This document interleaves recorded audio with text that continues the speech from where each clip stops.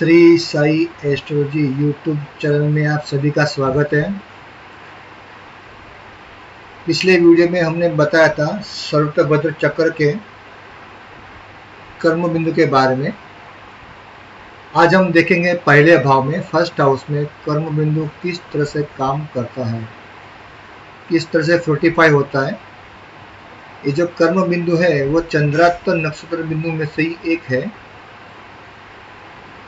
सर्वतभद्र चक्र में कर्म बिंदु जब भी जन्म का चंद्र जिस नक्षत्र में होता है उससे 10वें नक्षत्र में कर्म बिंदु की प्लेसमेंट होती है। जैसे एग्जाम्पल के तौर पे अगर जन्म का चंद्र अश्विनी नक्षत्र में है तो वहाँ से जो 10वां नक्षत्र होता है वो मघा होता है, यानी कि केतु का नक्षत्र। तो वहाँ पे ये हमें कर्म बिंदु मिलेगा। अच्छा, और एक बात समझो, जन्म का चंद्र नक्षत्र अश्विनी नक्षत्र है और हर एक नक्षत्र में 4 पद होते हैं, 4 चरण। तो आपको ये देखना ज़रूरी है कि आपका जन्म का चंद्र जिस नक्षत्र में है वो किस चरण में है। जैसे समझो कि जन्म का चंद्र नक्षत्र अश्विनी नक्षत्र है और जन्म का चंद्र दूसरे पद में सेकंड चरण में है, तो आपका कर्म बिंदु भी 10वें नक्षत्र जो मघा नक्षत्र है तो सेकंड चरण में ही पड़ेगा, आएगा। तो इस तरह से आपको चंद्रात्तर नक्षत्र बिंदु और सूर्यात्तर नक्षत्र बिंदु इसी तरह काउंट करना है आपको, तो आपको पूरी तरह से उसका फल देखने को मिलेगा। ठीक है, यहाँ पे मैं आपको लेके चलता हूँ इस स्लाइड के ऊपर।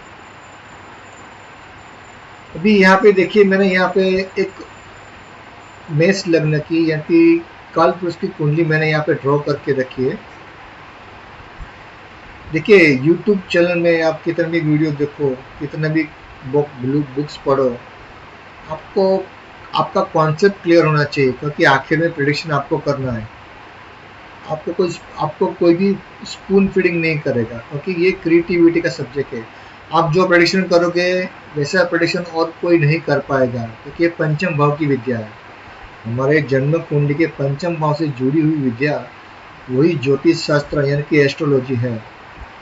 अभी आपके सामने मैंने एक चित्र खोल के रखा है, वहाँ पे कर्म बिंदु 12 के 12 भावों में लिखा हुआ है।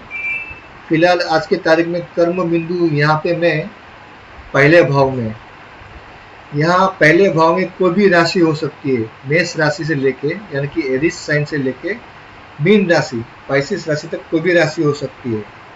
आज हम देखेंगे पहले भाव में कोई भी राशि हो। समझो कि वृश्चिक राशि है पहले भाव में और कर्म बिंदु है यहाँ पे।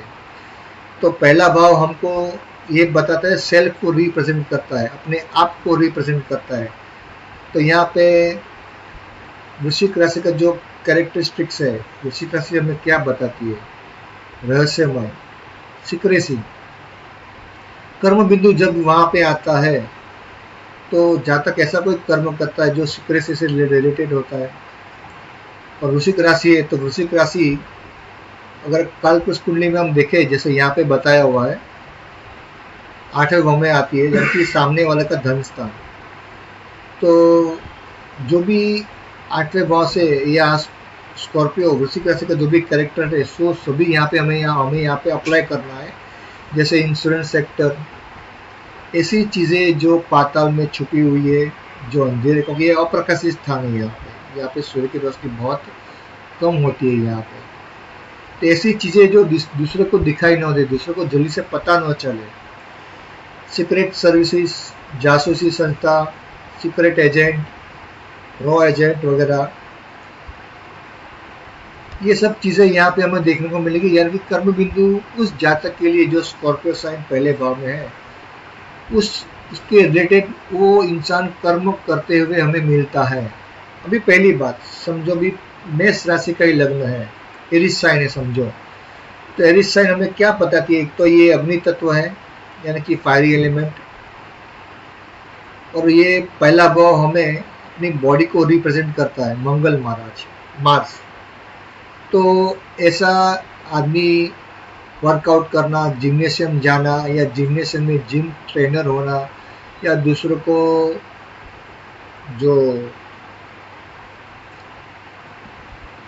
अग्नि तत्व की जो रिलेटेड वर्क है, यानी कि अगर हम बताएं, समझे यहाँ पे शनि अगर है तो शनि यहाँ पे डेबिलेटर होता है, तो वर्कशॉप में काम करना या फिर ऐसे कंपनी के अंदर जहाँ मशीनरी का काम करना, लोखंड का काम होना, तो यहाँ पे इस तरह से आपको पूरा आपको लेना है। अभी समझो मैंने आपको स्कॉर्पियो का मैंने आपको एग्जाम्पल दिया हुआ है, तो स्कॉर्पियो राशि में 3 नक्षत्र आते हैं, आपको पता रहेगा, विशाखा, अनुराधा और ज्येष्ठा। ठीक है, ये एग्जाम्पल मैंने दिया हुआ है। तो समझो आपका कर्म बिंदु विशाखा नक्षत्र में है, तो विशाखा नक्षत्र की डेटीज लीजिए, देवी देवता, पहला भाव लीजिए और वृश्चिक राशि लीजिए। उसका चरण, चरण बोल तो क्या होता है, पद, तो नवमांश के ऊपर होता है, क्योंकि जो नक्षत्र में जो चरण होता है वो हमारे D9 को रिप्रेजेंट करता है, नवमांश को रिप्रेजेंट करता है। उसी तरह में पूरा ये आपको ब्लेंडिंग करना है, तो पूरा मिलाना है, आपको प्रेडिक्शन करना है। समझो कर्म बिंदु आपका पहले ही भाव में है, तो यहाँ पे समझो अभी अनुराधा नक्षत्र में है और कुंभ राशि नहीं, समझो कुंभ राशि में है, वृश्चिक राशि छोड़िए, कुंभ राशि है और कर्म बिंदु यहाँ पे है, तो आपको पता है कि कुंभ राशि सोशल मीडिया को दर्शाती है, फ्रेंड सर्कल, बड़े भाई को, और कुंभ राशि गैलेक्सी, हमारा ब्रह्मांड वगैरह, और दूसरा इस तरह की चीज़ें दर्शाती है। तो वहाँ पे भी कर्म बिंदु आपको एक्टिवेशन में मिलता हुआ दिखा देगा। जैसे आज की तारीख में इंस्टाग्राम, फेसबुक, उससे जुड़े हुए काम करना, बल्क में व्हाट्सएप में लोगों को मैसेज भेजना, उसका बिजनेस करना फेसबुक में, तो इस तरह से पूरा आपको ब्लेंडिंग करना है। ये पहले भाव के रिलेटेड था। अच्छा, यहाँ पे अगर कर्म बिंदु में शुभ ग्रह है तो आपको बहुत अच्छी तरह से काम करने को मिलेगा, आप अच्छी तरह से काम कर पाओगे। पर पाप ग्रह है तो आपको बहुत मेहनत करनी पड़ेगी अपने कर्म को निभाने के लिए, कर्म को पोषित करने के लिए। दूसरी बात, अभी जब भी शुभ ग्रह रहता है यहाँ पे और पाप ग्रह कहीं से भी दृष्टि डाल दे, तो कहीं ना कहीं इंसान को कर्म करने के लिए बहुत मेहनत करवाता है, दौड़ाता है। पर कभी कभी आपको पता है शुभ ग्रह होते हैं तो हमें थोड़ा बहुत आलसी बना देता है। और ऐसे शुभ ग्रह जो उच्च के हो, वर्गोत्तम हो, D9 की नवमांश की तरह, स्वराशि का हो, स्वक्षेत्री हो, तो कहीं ना कहीं थोड़ा बहुत आलसीपन हमें आ जाता है यहाँ पे।